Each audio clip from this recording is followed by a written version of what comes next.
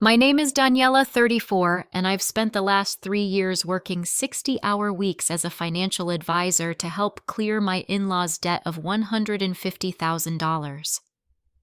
The day we made the final payment, my husband James confessed he'd been having an affair for the past 2 years with a coworker. Not only that, but he announced he was leaving me to live with her, and his parents knew everything. When he told me they were all moving in together, I looked him straight in the eyes and said, "Then all of you need to leave." Before I tell you what happened next, let me know where you're watching from and hit that subscribe button if you've ever had someone take advantage of your kindness. I grew up in a middle-class neighborhood in Seattle with parents who believed in the importance of financial responsibility. My dad worked as an accountant, and my mom taught second grade at the local elementary school. They weren't wealthy by any means, but they managed their money carefully, always emphasizing the importance of living within your means and saving for the future. Those lessons stayed with me as I grew up and eventually guided me toward becoming a financial advisor. I met James at a charity fundraiser for a local children's hospital. I was 30 and he was 33. I was immediately drawn to his warm smile and the passionate way he talked about his work in marketing. He seemed genuinely interested in my career as a financial advisor, asking thoughtful questions about how I helped people manage their money. By the end of the night, we'd exchanged phone numbers, and I found myself hoping he would call. Our first date was at a cozy Italian restaurant downtown.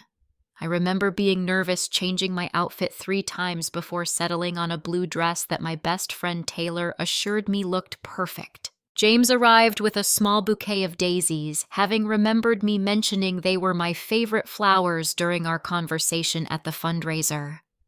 That thoughtful gesture made my heart flutter, and as we shared pasta and wine, I felt a connection I hadn't experienced in previous relationships.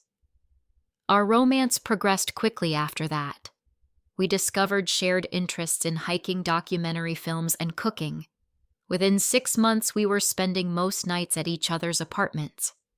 After a year of dating during a weekend trip to the mountains, James proposed at sunrise on our favorite hiking trail.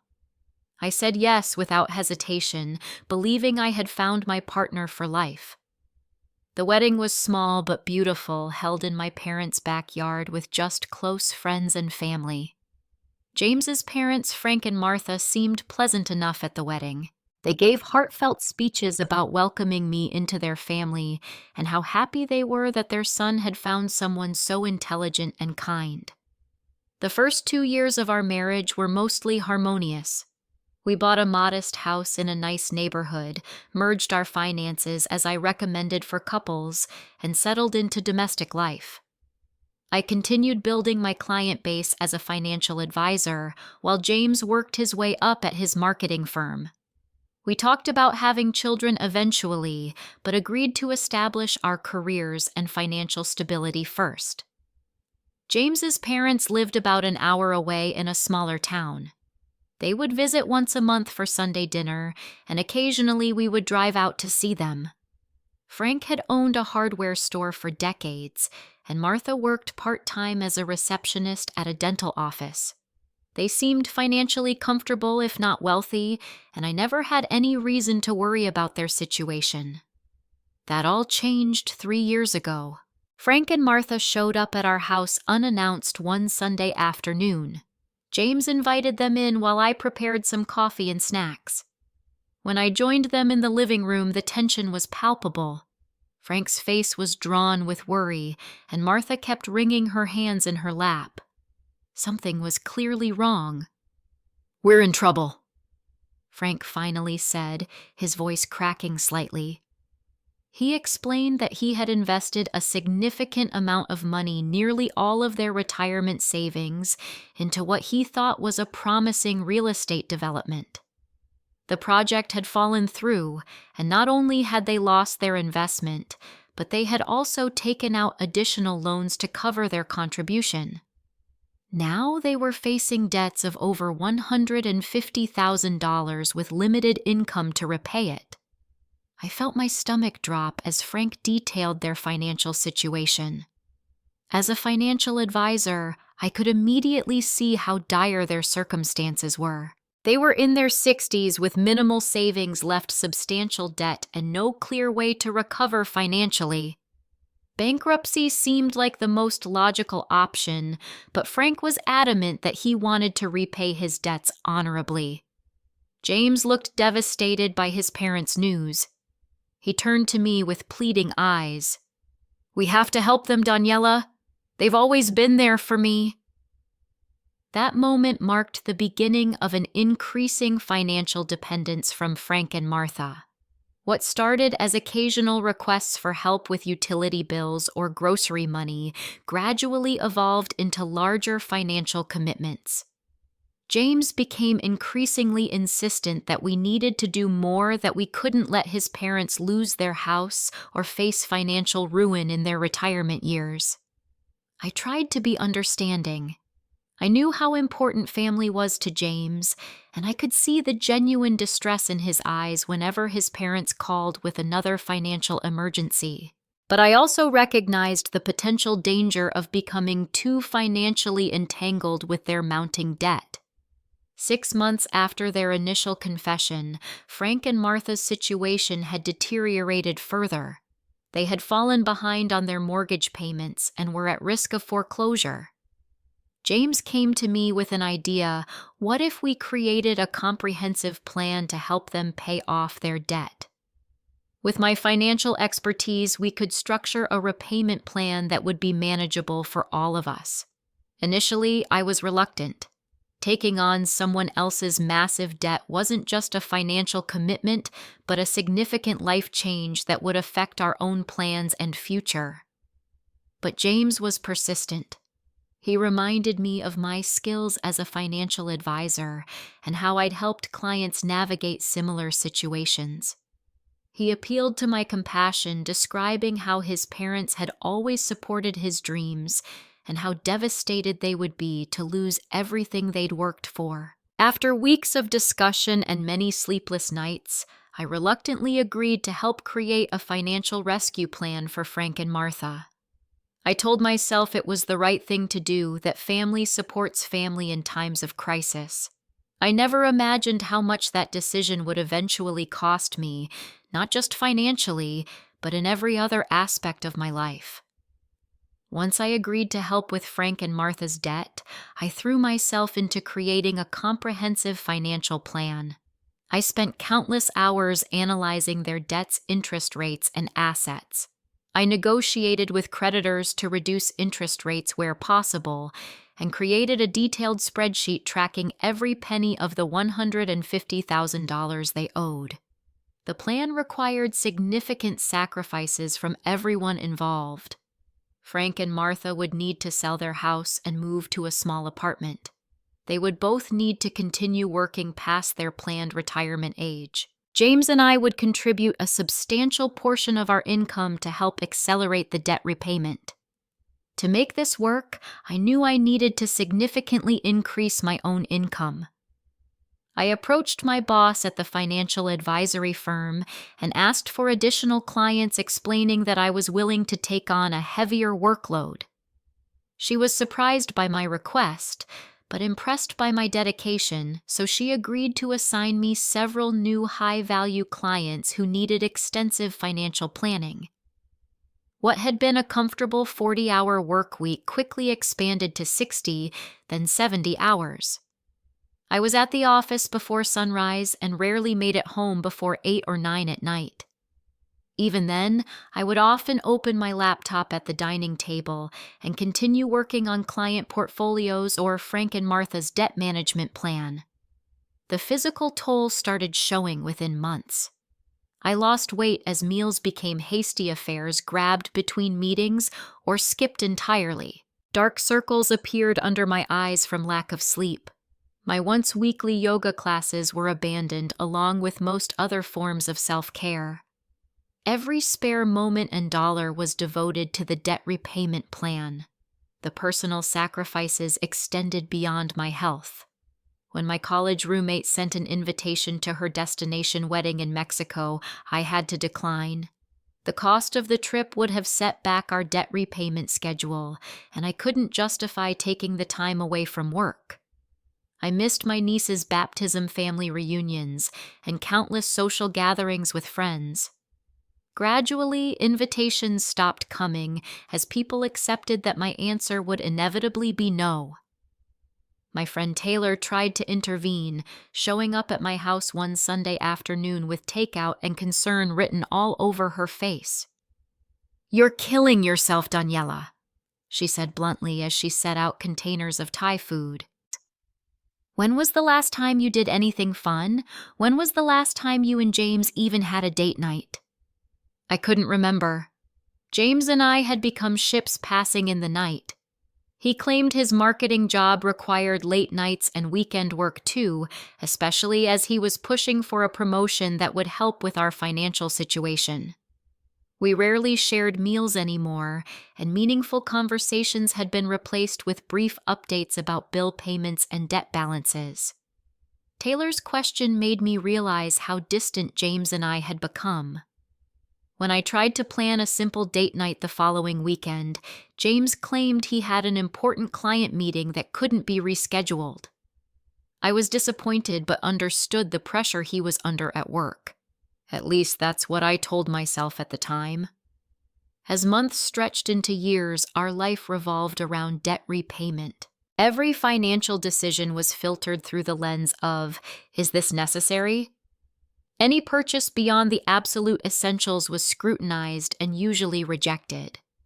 We postponed our plans to start a family canceled vacations and lived as frugally as possible. Throughout this period, Frank and Martha's attitude toward our assistance shifted in ways that occasionally made me uncomfortable. What had started with tearful gratitude evolved into something that felt more like entitlement. They rarely acknowledged the sacrifices James and I were making.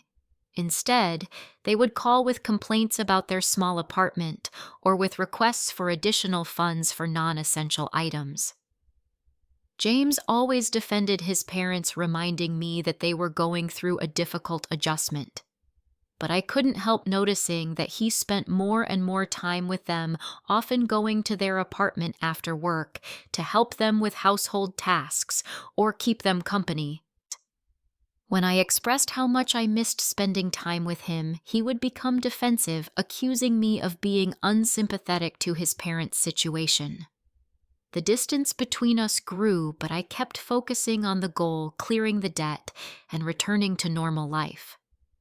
I clung to the belief that once the financial burden was lifted, James and I would reconnect and rebuild our relationship.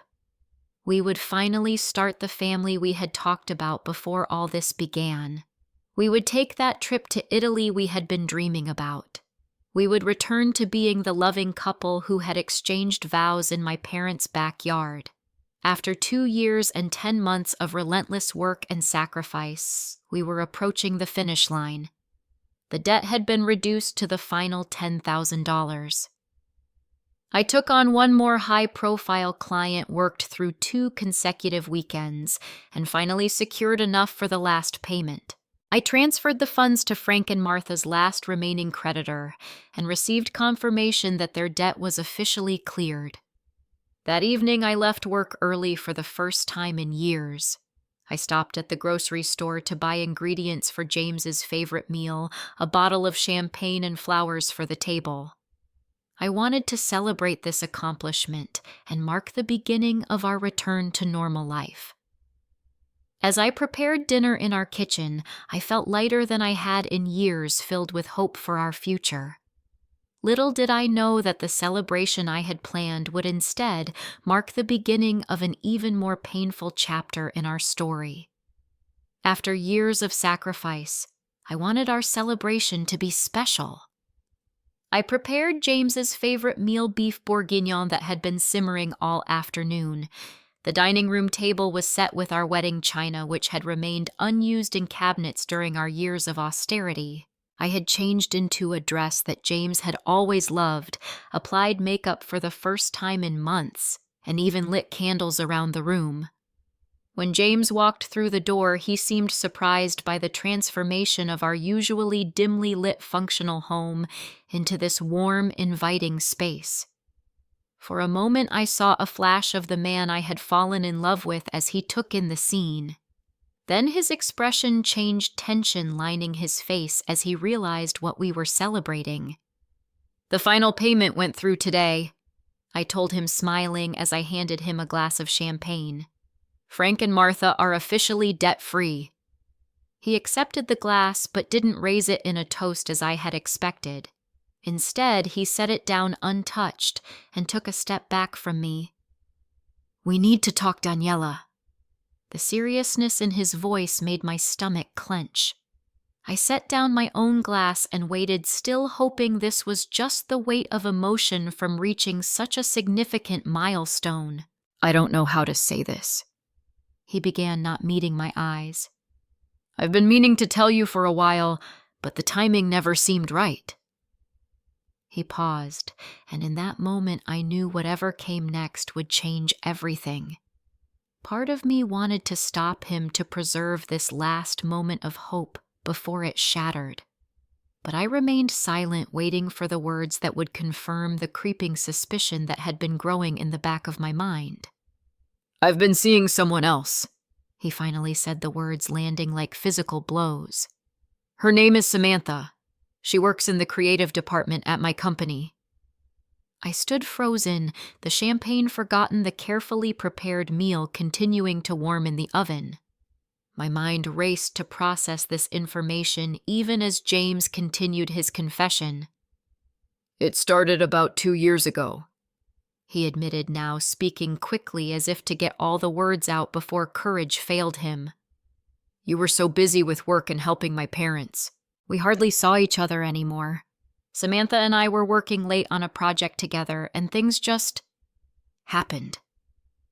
2 years. While I had been working 70-hour weeks to save his parents from financial ruin, he had been building a relationship with another woman. The betrayal was so enormous I could barely comprehend it. "How could you?" I finally managed to ask, my voice barely above a whisper. "I didn't plan for it to happen," James replied, as if that somehow lessened the betrayal. "But Samantha and I connected in ways that you and I haven't in years. She makes me happy, Daniela. I haven't been happy here in a long time." The unfairness of his statement struck me with brutal force. Of course we hadn't connected in years.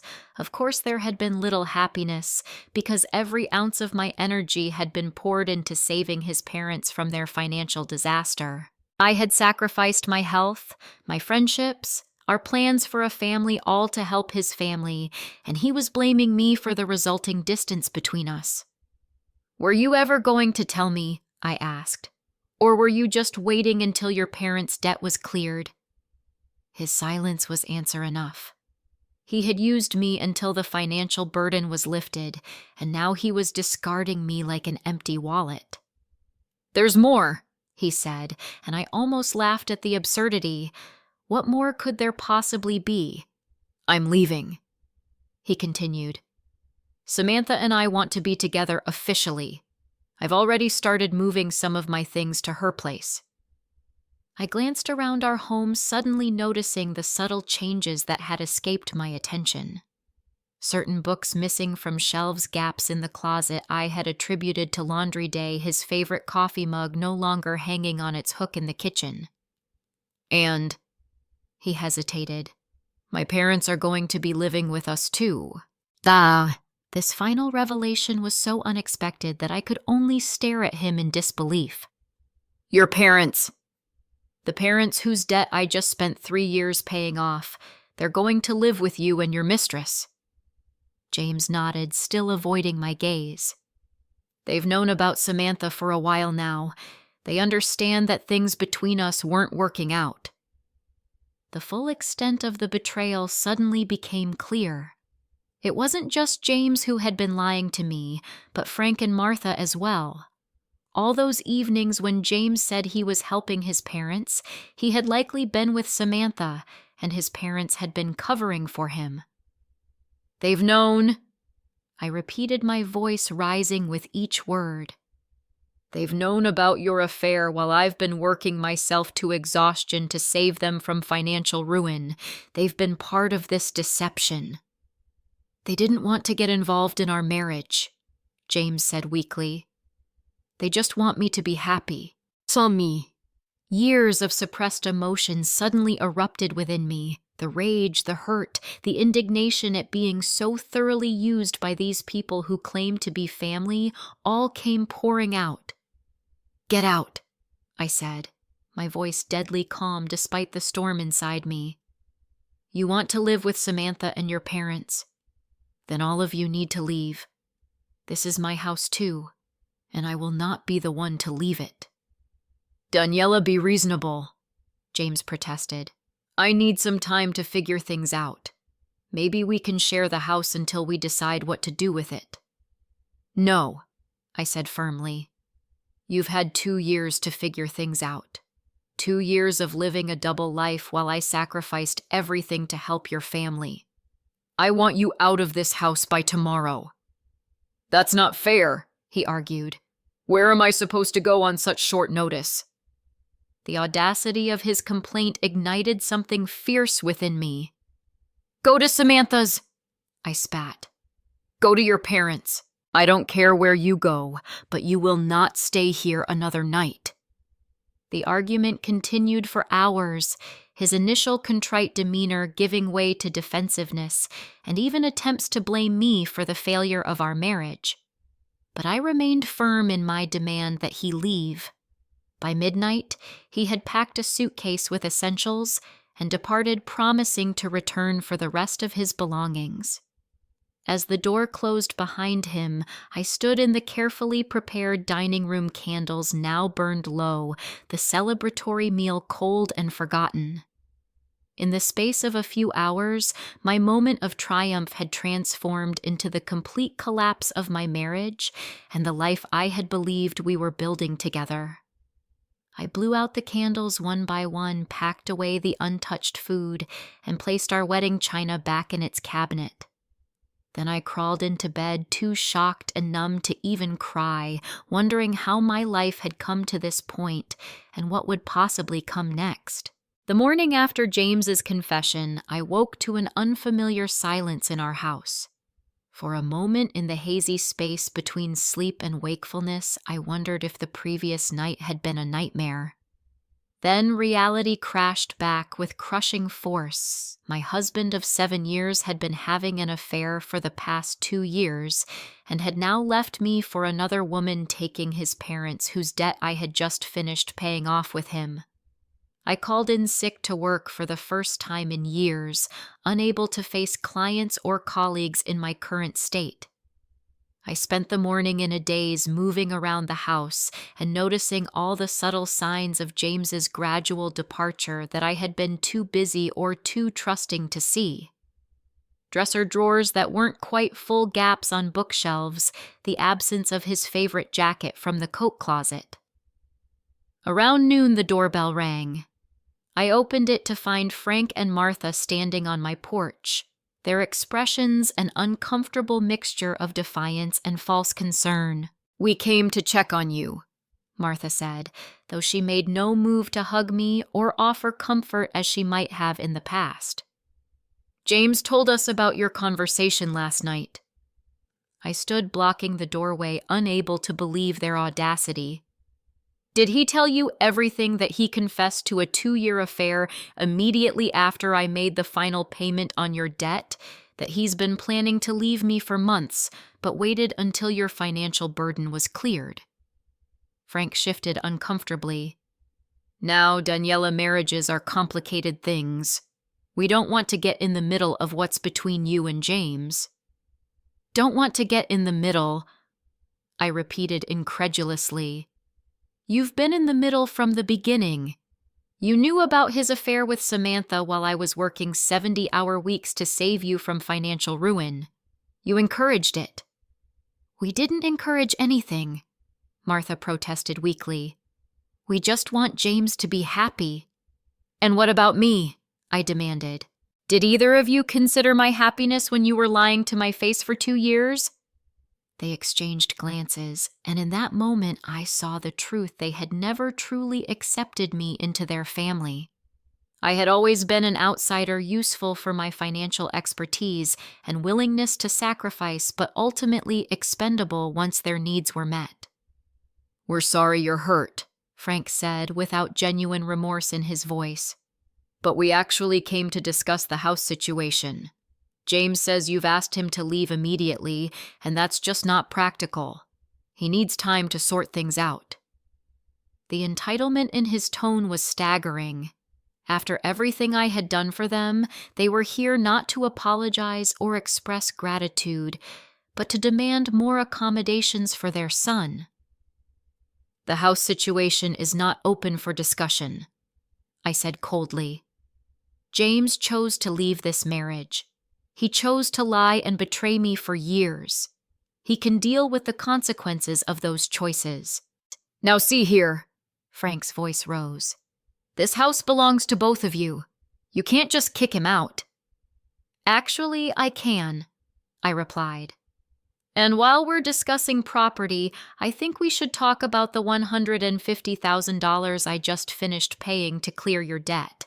Money I worked myself to exhaustion to provide while your son was building a life with another woman."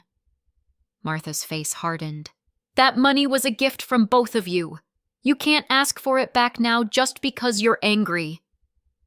Their ingratitude was breathtaking. Not only were they not acknowledging the sacrifice I had made, but they were now trying to frame it as something I had no right to reconsider in light of their collective betrayal. "I think you should leave," I said, my hand gripping the door. "I have nothing more to say to either of you right now."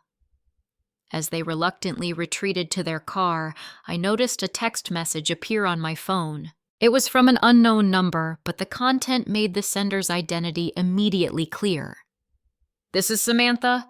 James told me you're being unreasonable about the house. I hope we can all be adults about this situation."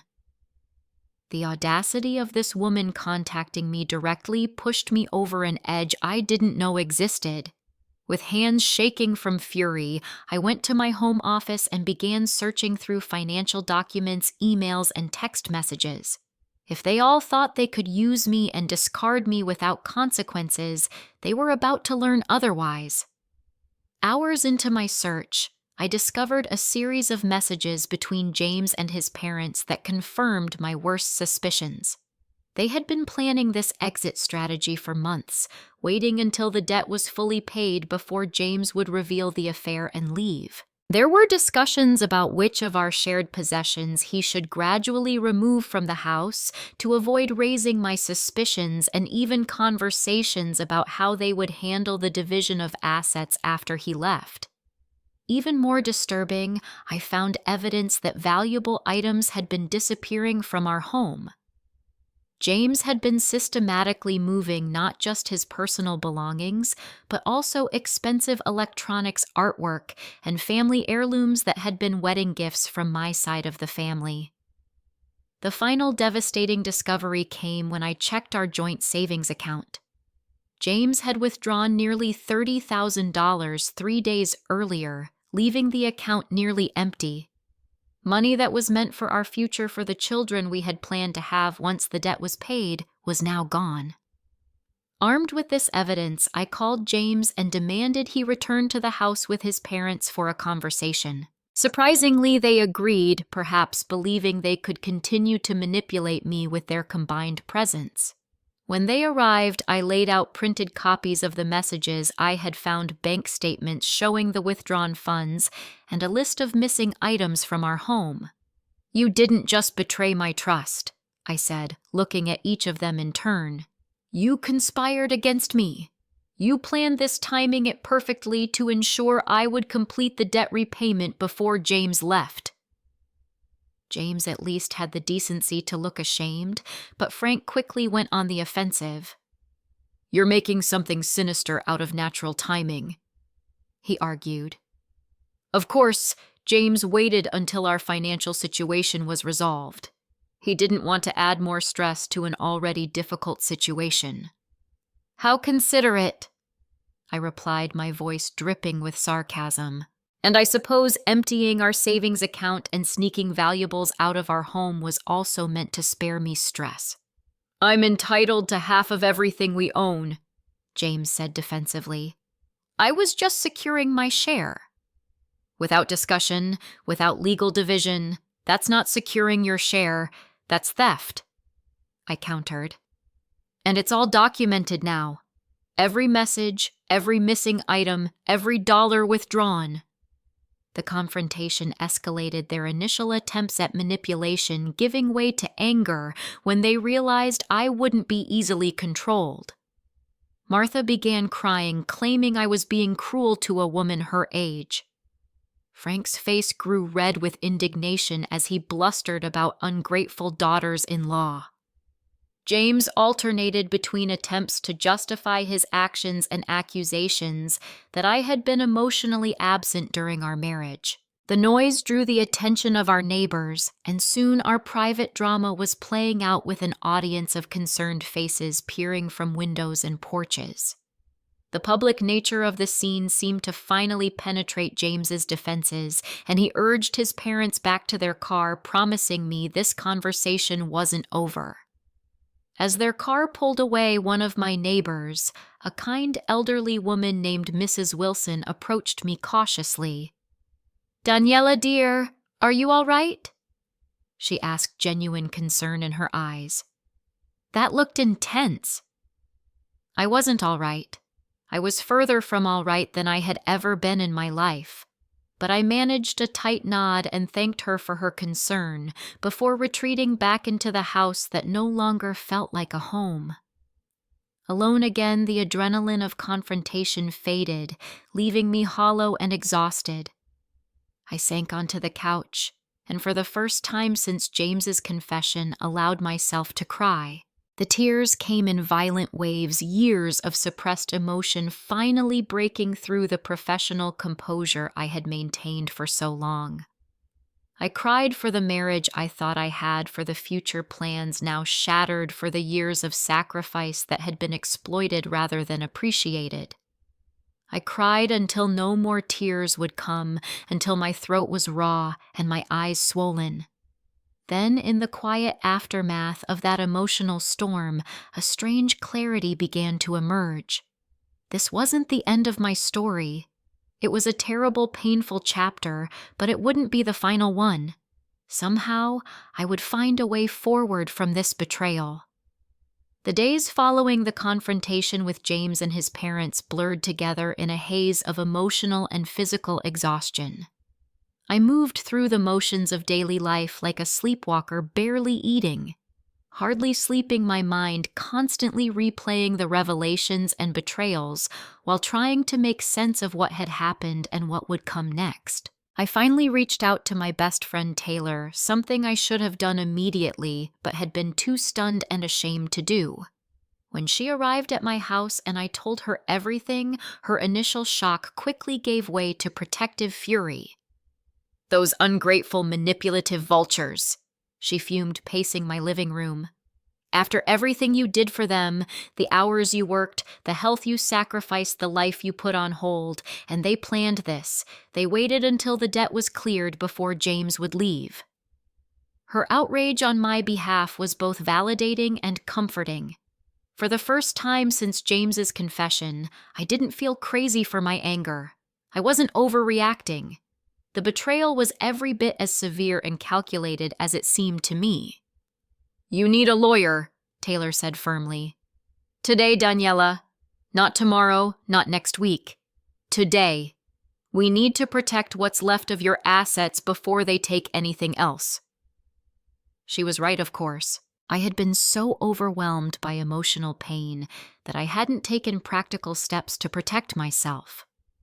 Taylor helped me research divorce attorneys, and by that afternoon, I had an emergency appointment with Sarah Johnston, a lawyer known for handling complex, high-conflict divorces.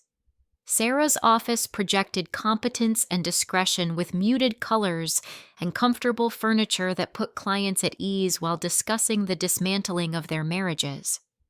She listened carefully as I explained my situation, occasionally making notes, but mostly maintaining eye contact as I detailed the years of sacrifice, the affair, and the financial maneuvers James had made in preparation for leaving.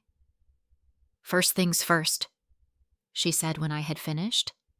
"We need to protect your remaining assets immediately.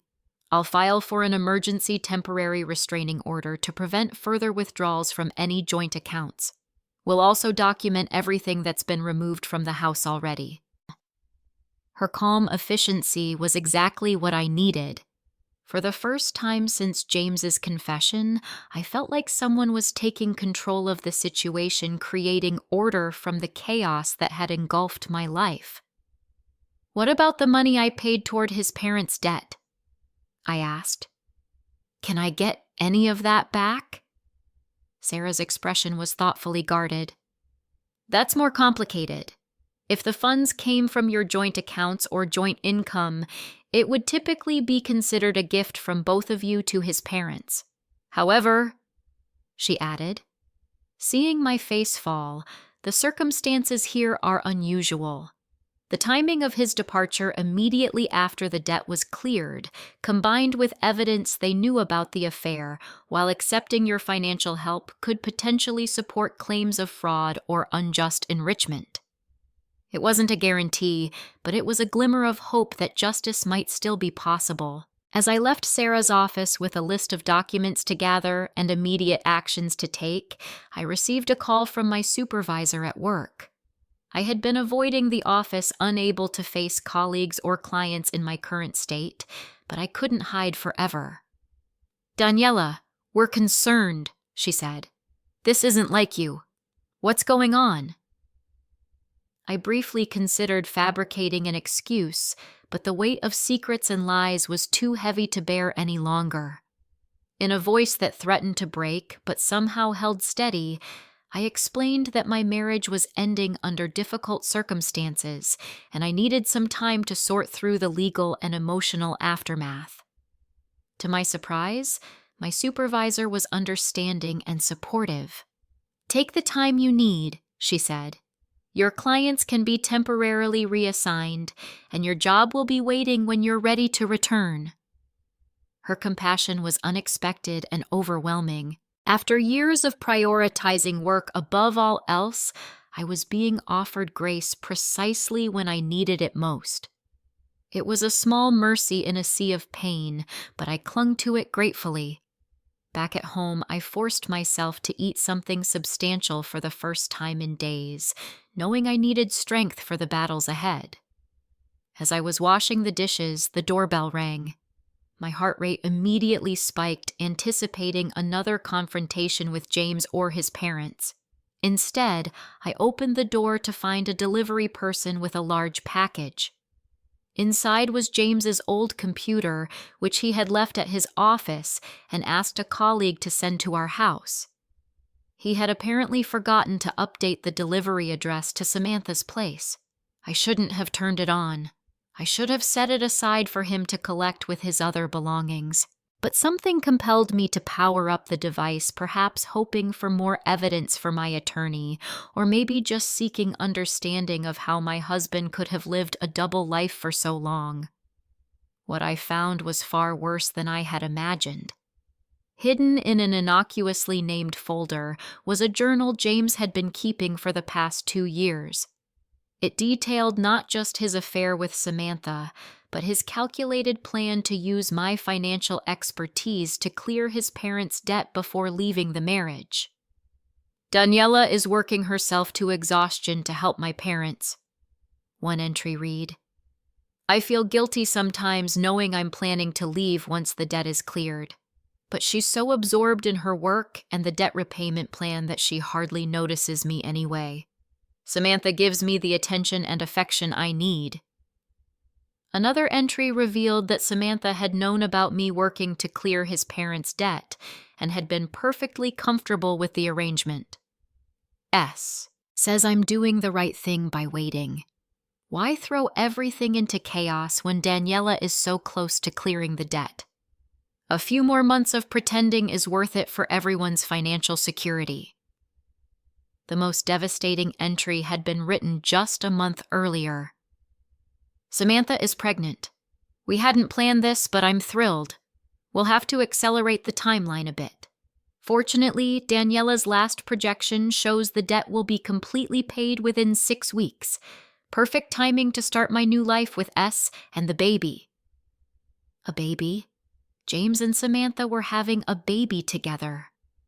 While I had been postponing our plans for a family to focus on clearing his parents' debt, he had been starting a family with another woman.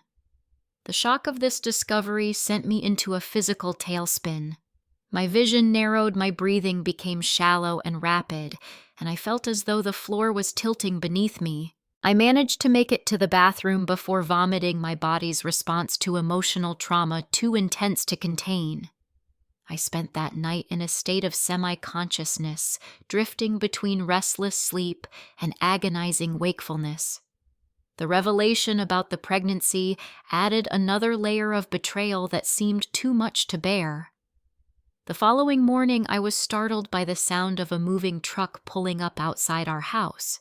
I peered through the window to see James directing movers toward our front door. Without warning, without discussion, he had arrived to claim his possessions. I opened the door before he could use his key, blocking the entrance. "What do you think you're doing?" "Getting my things," he replied as if it were the most reasonable action in the world. "I told you I'd be back for the rest of my belongings." "You don't get to decide unilaterally when that happens," I said. "Not after emptying our bank accounts and sneaking items out for months. Everything needs to be properly documented now." His face darkened with impatience. "Daniela, don't make this more difficult than it needs to be. These are my personal possessions." "And this is my home," I countered. "You don't get to walk in and out as you please anymore. Not after what you've done." The confrontation escalated quickly, with James attempting to push past me and me refusing to yield. The movers looked increasingly uncomfortable as our private drama played out in front of them. Eventually, after threats of calling the police from both sides, James agreed to reschedule with proper legal representation present to inventory what was being removed. As he and the movers departed, I caught a glimpse of his phone screen lighting up with a message from Samantha, her profile picture showing her smiling broadly, one hand resting on what I now realized was a slightly swollen belly. The sight sent a fresh wave of pain through me, so intense that I had to grip the doorframe to remain standing. That night, my physical and mental health reached a breaking point. I couldn't eat, couldn't sleep, couldn't focus on even the simplest tasks. The weight of betrayal, the shock of each new revelation, and the stress of protecting myself legally and financially had depleted my last reserves of strength. For the first time in my adult life, I found myself unable to function. I, who had prided myself on resilience and professionalism, who had worked 70-hour weeks without complaint, who had managed complex financial portfolios while restructuring massive debt, could barely manage to get out of bed. The darkness that engulfed me wasn't just emotional but physical, as if my body had finally rebelled against the constant state of shock and stress. It was Taylor who found me the next morning curled in bed in the same clothes I had worn the day before, staring blankly at the wall. She had come to check on me after I failed to respond to her messages using the spare key I had given her years ago. "Daniela," she said softly, sitting on the edge of the bed. "This is beyond what you can handle alone. You need help." She was right, of course. The combined weight of years of overwork, followed by devastating personal betrayal, had broken something fundamental within me. I needed professional support to navigate this darkness. Taylor helped me make an appointment with a therapist who specialized in betrayal trauma. She stayed with me that day, cooking simple meals that I barely touched, washing laundry that had piled up, and simply being present so I wouldn't have to face the emptiness of the house alone. It was the beginning of the darkest period of my life, a time when simply surviving each day required more strength than I thought I possessed. But it was also, as though I couldn't see it then, the first step toward a different kind of future than the one I had lost. After weeks of emotional devastation and physical decline, a small but significant turning point came from an unexpected source. Michael Chen, a colleague from my financial advisory firm who had covered some of my clients during my absence, stopped by to drop off some paperwork I needed to sign. He found me in a state that would have been unrecognizable to those who knew me, professionally disheveled and hollow-eyed, the house around me showing signs of neglect. I was embarrassed for him to see me this way, but he showed no judgment, only quiet concern. As we sat at my kitchen table reviewing the documents, Michael hesitated, then spoke carefully. "Daniela, I hope you don't mind me saying this, but I've been through something similar. Not exactly the same circumstances, but a betrayal that felt like it destroyed my entire life." I looked up, surprised both by his personal disclosure and by the idea that anyone could truly understand what I was experiencing. "It took me a long time to realize this," he continued.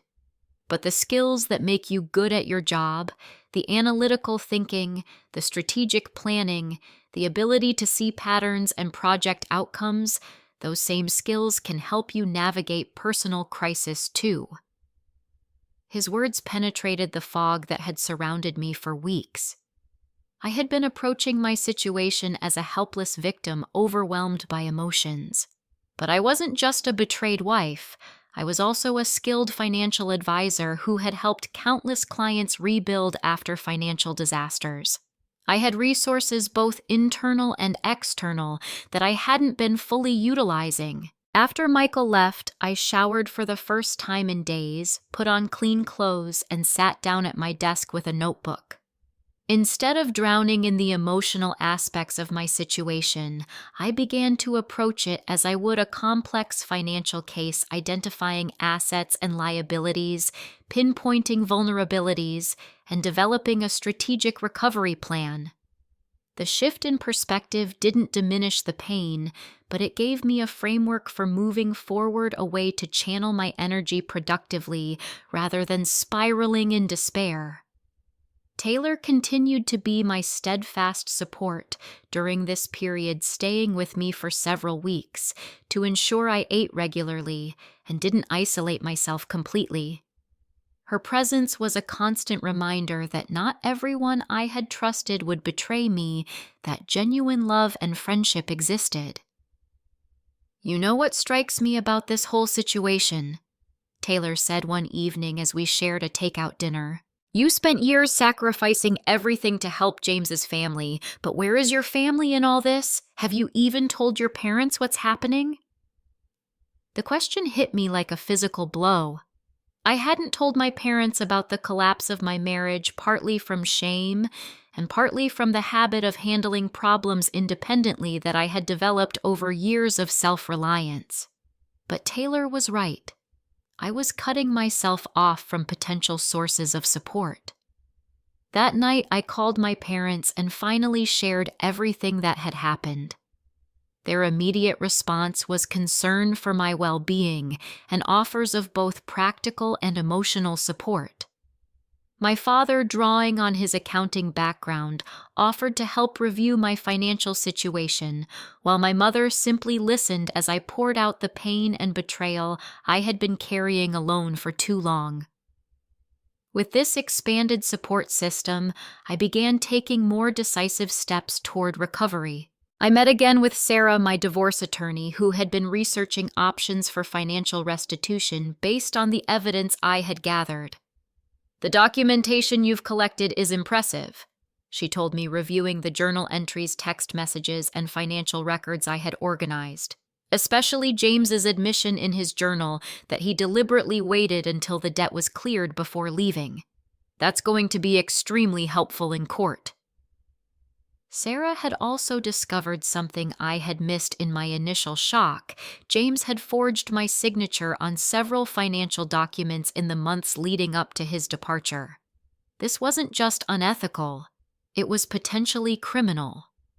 We have grounds not just for an equitable division of assets in the divorce, but potentially for civil claims of fraud and financial exploitation, she explained. And the forgery could lead to criminal charges if you choose to pursue that route. The knowledge that legal avenues existed for holding James accountable provided a different kind of relief than emotional support. It offered the possibility of justice of consequences for actions that had nearly destroyed me. I also began meeting with Jennifer Adams, a top forensic accountant who specialized in complex divorce cases. Jennifer meticulously traced every dollar that had gone toward Frank and Martha's debt, documenting the source of funds, the sacrifices made to generate that income, and the timeline that aligned with James's affair and eventual departure. What we're building here, Jennifer explained, is a clear narrative of financial exploitation.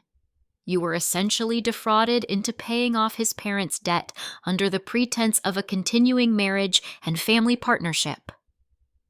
While the legal team worked on building my case, I focused on my health, both physical and mental. Regular sessions with my therapist helped me process the trauma of betrayal and begin rebuilding my sense of self-worth. I started walking daily, then gradually returned to the yoga practice I had abandoned years earlier. Proper meals and sleep slowly became priorities again. 3 months after James's confession, I felt strong enough to return to work part-time. My supervisor arranged a gradual re-entry with a reduced client load and flexible hours. Being back in a professional environment where my expertise was valued and my contributions recognized helped restore a sense of competence and purpose that had been severely damaged by James's betrayal.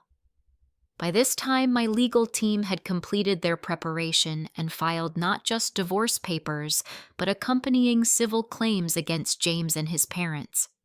Sarah had warned me that this approach was aggressive and would likely provoke significant backlash, but I was prepared for the fight. After years of sacrifice followed by devastating betrayal, I wanted accountability more than peace.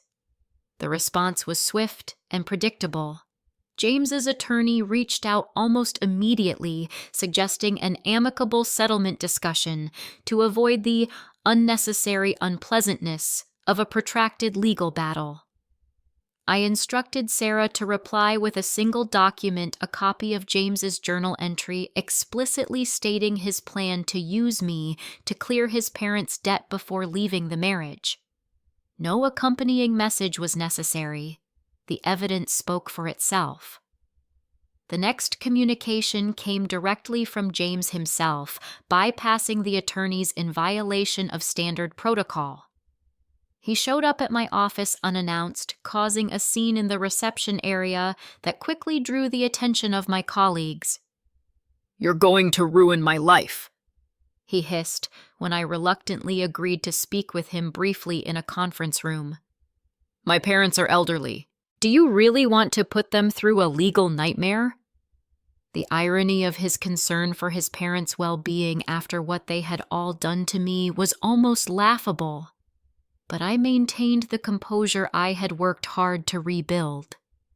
"You should have considered the consequences before you used me to clear their debt while building a life with another woman," I replied calmly. "Everything that's happening now is the result of choices you made, James, not mine." His face flushed with anger, but beneath it I could see fear.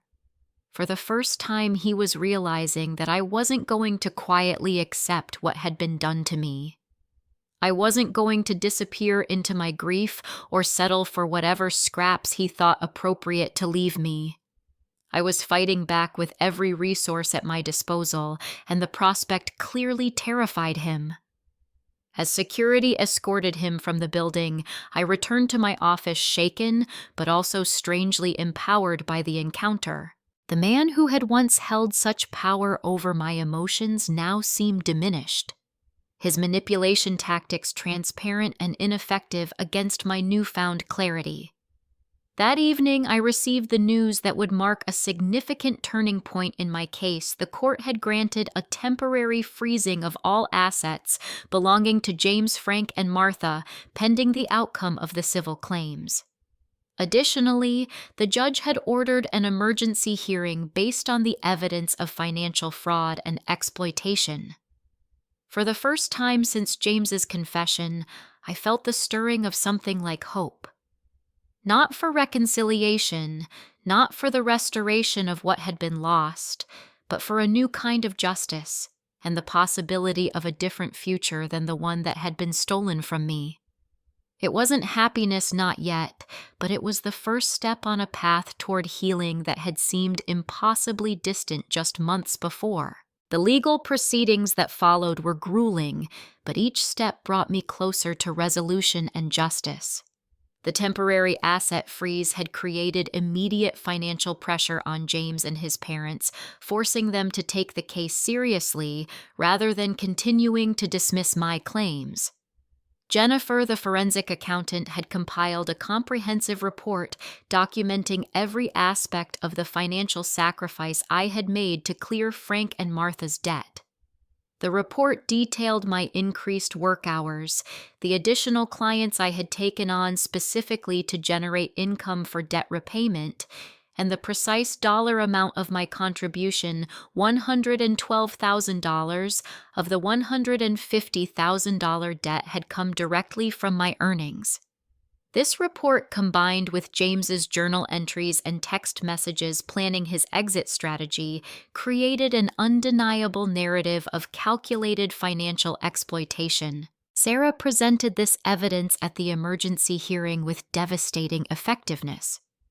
What we have here, Your Honor, she argued, is not simply a marriage dissolution, but a systematic scheme to use Ms. Martinez's financial expertise and earning power to resolve substantial debt before abandoning the marriage, a plan that was in motion for years, while Ms. Martinez sacrificed her health and personal welfare for what she believed was a family obligation.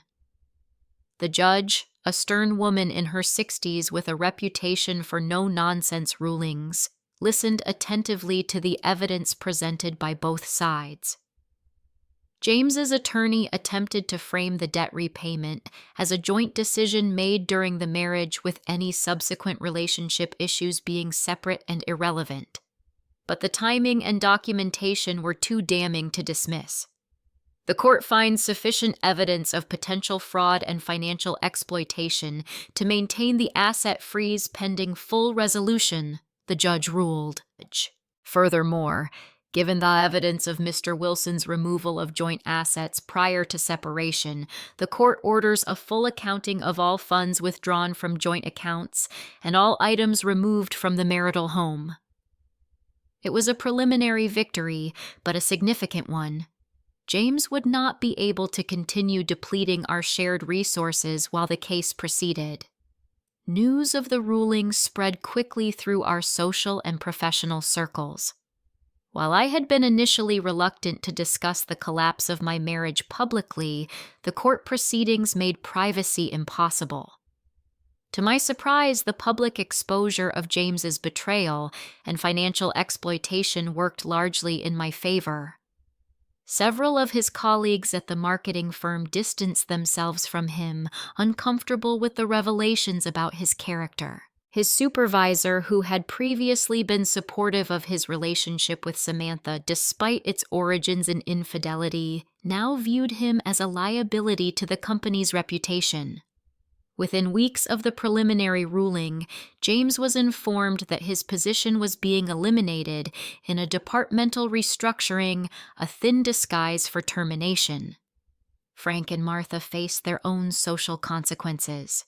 Their church community, which had initially rallied around them as they presented themselves as victims of an unreasonable daughter-in-law, withdrew support as court documents revealed their knowledge and facilitation of James's deception, while accepting significant financial assistance from me.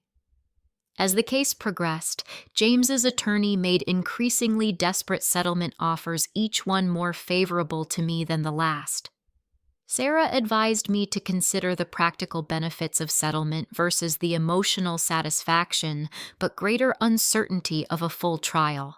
The current offer would give you the house free and clear restoration of the full amount you contributed to his parents' debt plus damages, she explained. It's significantly more than we might be guaranteed at trial, though less than we're asking for. I considered the offer carefully. The practical side of me, the financial advisor who had always counseled clients to make rational rather than emotional decisions about money, recognized the advantages of a guaranteed outcome. But another part of me, the woman who had been systematically deceived and exploited by people she trusted, wanted the public accountability of a trial. After much reflection, I decided to counter with my own settlement terms full ownership of the house, complete restoration of my financial contribution to the debt damages equal to 50% of that contribution to compensate for lost investment opportunity, and a signed admission of wrongdoing from all three parties that I would be free to share as I saw fit. They'll never agree to the admission of wrongdoing, Sarah warned. That's essentially asking them to sign away their reputations. Then we proceed to trial, I replied firmly. I'm not just after financial compensation. I want acknowledgement of what they did. To both Sarah's and my surprise, after several days of negotiation, James and his parents agreed to all terms, including the signed admission. The document they eventually signed stated plainly that they had knowingly allowed me to work excessive hours and sacrifice my health to clear their debt while concealing James's ongoing affair and plans to leave the marriage once the financial burden was lifted. When Sarah called with news of their acceptance, I asked what had changed their minds about signing the admission. Apparently, she said with a note of satisfaction, the local newspaper got wind of the case details from the public court filings. They were planning a feature story on financial exploitation in marriages, using your case as the primary example. James and his parents decided a private admission was preferable to a very public exposé.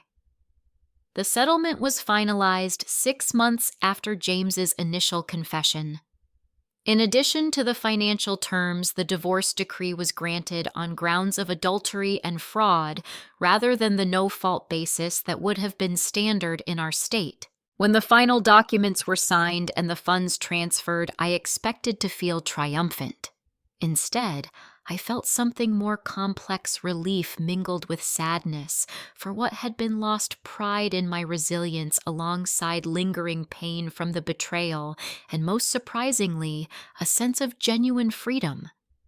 I was legally and financially untethered from people who had exploited and deceived me. I owned my home outright. I had recovered the money that represented years of sacrifice. But more importantly, I had reclaimed my sense of agency and self-worth through the process of standing up for myself and refusing to be silenced or dismissed. The months of legal battle had taken their toll, but they had also revealed strengths I hadn't known I possessed. I had faced my deepest fears of abandonment and betrayal and emerged not unscathed but undefeated. As I stood in my kitchen the evening after the final settlement, holding the last signed document in my hands, I realized that the house around me no longer felt tainted by memories of betrayal. It was becoming slowly but surely a space of my own, a foundation for whatever I chose to build next. I poured myself a glass of the champagne I had bought months earlier to celebrate clearing Frank and Martha's debt, the same bottle that had remained unopened on the night James confessed. As I raised it in a solitary toast, I didn't celebrate victory over James and his parents. Instead, I honored my own journey from devastation to recovery, acknowledging both the pain of the past and the promise of the future. The path forward wasn't entirely clear, but for the first time in years, it was truly mine to determine. I didn't have to factor in James's needs or his parents' financial disaster. I didn't have to work 70-hour weeks to rescue anyone else. I could build a life based on my own values, priorities, and dreams, whatever they might turn out to be. That realization, more than any court victory or financial settlement, was the true beginning of my healing. In the year following the settlement, I gradually rebuilt my life on my own terms.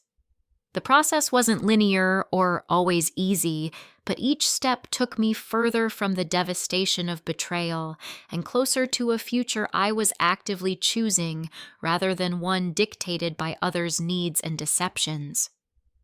One of my first decisions was to take a month off work for a true recovery period. My supervisor, who had been supportive throughout the ordeal, readily approved the leave. "You've earned it," she said. "And frankly, after what I've learned about what you were dealing with these past few years, I'm amazed you functioned at all, let alone at the level you maintained." I used that month not for exotic travel or dramatic life changes, but for simple fundamental healing. I slept without setting an alarm for the first time in years. I took long walks in the morning sunshine. I reconnected with friends like Taylor, who had stood by me during the darkest period. I began sessions with a financial therapist who specialized in helping people heal their relationship with money after financial trauma. Those weeks of rest and intentional recovery laid the foundation for the more significant changes to come. When I returned to work, I negotiated a new arrangement. I would take fewer clients, but offer more comprehensive services to each, allowing me to maintain a reasonable 40-hour work week while still advancing professionally. My experience had given me insight into an underserved niche in financial advising, helping people, particularly women, protect themselves financially in relationships and recover after betrayal or divorce. I began developing specialized knowledge in this area, attending workshops and certification programs focused on divorce financial analysis. 6 months after the settlement, I made one of the most significant decisions of my recovery journey. I sold the house that had been awarded to me in the divorce. Despite the legal victory of gaining full ownership, the home contained too many memories of betrayal and sacrifice. Every room held echoes of arguments with James or late nights working to pay his parents' debt. It wasn't a space where healing felt possible. The real estate market was strong, and the house sold quickly for substantially more than James and I had paid for it years earlier. With the proceeds, I purchased a smaller but sunlit condo in a different neighborhood, a space with no history except what I would create in it. The process of furnishing and decorating this new home became a form of therapy, each choice a small assertion of my own preferences without compromise. As I settled into my new home and evolved professional focus, I also began sharing my story selectively with clients who were facing similar situations. Not as gossip or for vindication, but as reassurance that financial betrayal was survivable, that there were pathways through such devastation to eventual recovery. Word spread about my specialized expertise, and soon I was receiving referrals from divorce attorneys, including Sarah, who had represented me in my own case. My professional reputation shifted from being simply a skilled financial advisor to someone with unique insight into the financial aspects of relationship betrayal and recovery. Approximately 9 months after the settlement, I made another significant decision. I left my firm to establish my own financial advisory practice, focused specifically on women in transitional periods, whether due to divorce, widowhood, or career change. I named it Phoenix Financial Partners, a quiet acknowledgement of my own rise from the ashes of betrayal. The decision was scary but exhilarating. I was leveraging the painful experience I had endured to create something meaningful and helpful for others, transforming my trauma into purpose. My parents, who had been supportively present throughout my recovery, were my first investors in the new business venture. As Phoenix Financial grew, I began offering workshops on financial self-protection in relationships. I shared principles I wished I had applied in my own marriage, maintaining some financial independence, even within joint finances, documenting contributions to family obligations, and recognizing red flags of financial exploitation. These workshops led to speaking engagements at women's conferences and eventually an invitation to create an online course on financial recovery after betrayal. The work was rewarding, not just professionally but personally, as it continued to transform my own pain into something constructive and healing for others. Around the 1-year mark after the settlement, I received an unexpected message from Martha James's mother. She requested a meeting alone without Frank or James's knowledge. Against my better judgment and my therapist's caution, I agreed to meet her at a neutral coffee shop. Martha looked significantly older than when I had last seen her, the stress of the past year evident in new lines around her eyes and mouth. She sat across from me, hands clutching her cup nervously. "I know you have no reason to listen to anything I have to say," she began. "But I needed to tell you I'm sorry, truly sorry for my part in what happened to you." I remained silent, neither accepting nor rejecting her apology, waiting to hear what else she had come to say. "Frank and I lost everything," she continued. "Not just financially, though that's true too. We lost our friends, our standing in the community. Most painfully, we lost our relationship with our grandchild." This was news to me. "Grandchild?" Martha nodded sadly. "Samantha had a baby girl 6 months ago, but she and James split up 3 months into her pregnancy. She won't let any of us see the baby, says we're all toxic, and she doesn't want that influence in her daughter's life." I felt a complex mixture of emotions at this information. There was a certain poetic justice in James losing his relationship with Samantha after what he had done to me. Yet I also felt an unexpected pang for the innocent child caught in the web of poor choices and betrayals. "Why are you telling me this?" I asked Martha. "If you're hoping I'll feel sorry for you or James, I don't." "No." She shook her head. "I don't expect or deserve your sympathy. I'm telling you because I want you to know that actions have consequences. What we did to you was unforgivable, and we're living with the results of those choices every day." She paused, then added, "I also wanted you to know that I've watched from a distance as you've rebuilt your life. I've seen the business you've created, the work you're doing to help other women. You've turned something terrible into something meaningful. I admire that more than I can say." Her words surprised me. I hadn't expected acknowledgement, much less admiration, from someone who had participated in deceiving and exploiting me. It didn't erase what she had done, but it did provide an unexpected form of closure. "Thank you for telling me," I said simply. "I hope you find peace with your choices." As she left, I realized I felt no triumph in her suffering, no satisfaction in the collapse of James's relationship with Samantha. The pain they had caused me couldn't be balanced by their own subsequent pain. My healing wasn't contingent on their suffering, but on my own growth and the new life I was creating. That evening, I sat on the balcony of my condo, watching the sunset paint the sky in brilliant oranges and pinks. I reflected on the extraordinary journey of the past 18 months, from the devastating night of James's confession to the thriving, purposeful life I was now building.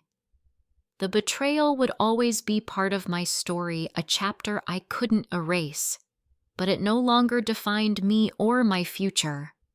I had learned that kindness shouldn't mean self-sacrifice, and that true love never asks you to diminish yourself. I had discovered that sometimes the strongest thing you can say is simply, "No more." I had rebuilt my life on my terms and found that I was capable of so much more than I had ever imagined.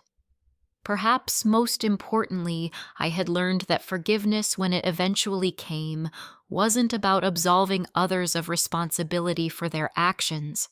It was about releasing myself from the burden of resentment so that I could move forward unburdened by the past.